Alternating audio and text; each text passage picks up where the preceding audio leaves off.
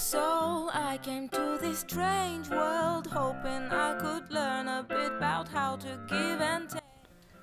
Jody Cooperman had asked me to go to the Philanthropy 101 at her house, and I was kind of curious because, you know, my husband and I have given money to UJA, but I didn't really know where it was going or what it was for, and it was just something that, you know, as Jews we did. And then once I went and I learned about, you know, all the different places where our money was going, I really became passionate about it, and I wanted to see those places, and that's why I went on the mini mission, and that from then on I knew how important it was.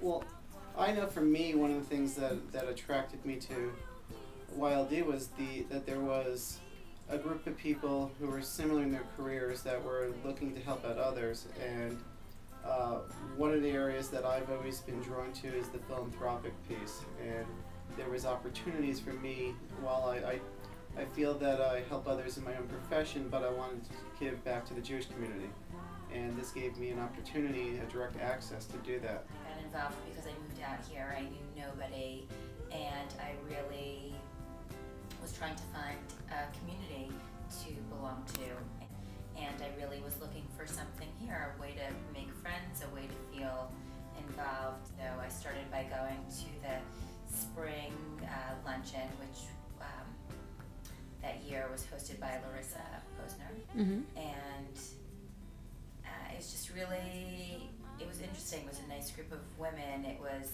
people who really cared about their community, about their spirituality, and it just was definitely something that felt comfortable and right.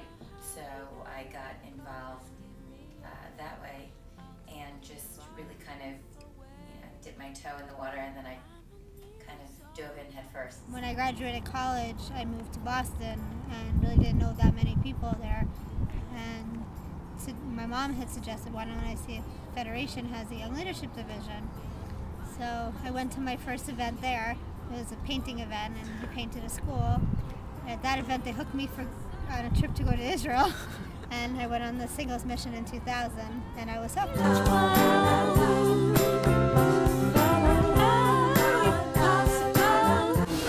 To get more people involved, you have to have fun events that people want to go to. For the opening event, we bring the bar, we bring the mitzvah.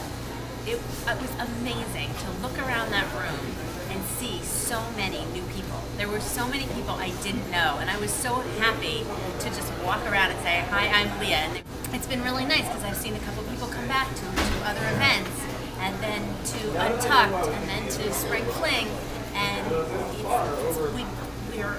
getting a bit of momentum, and you just want to continue to roll that forward. Locations have been a big draw, I think.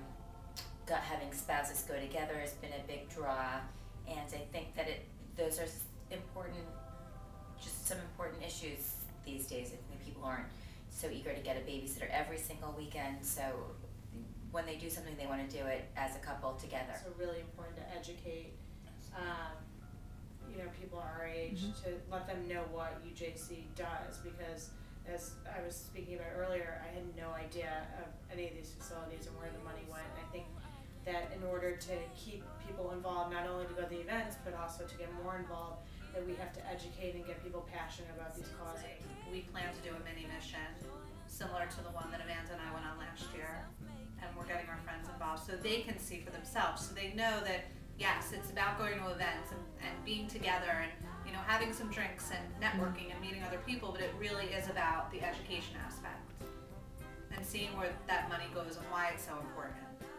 You know, raising money is our core mission, but if we do not raise excitement while we're raising money, we won't have the same volunteers for the next year and the next year. About what is true and fake, but why all these hates try to...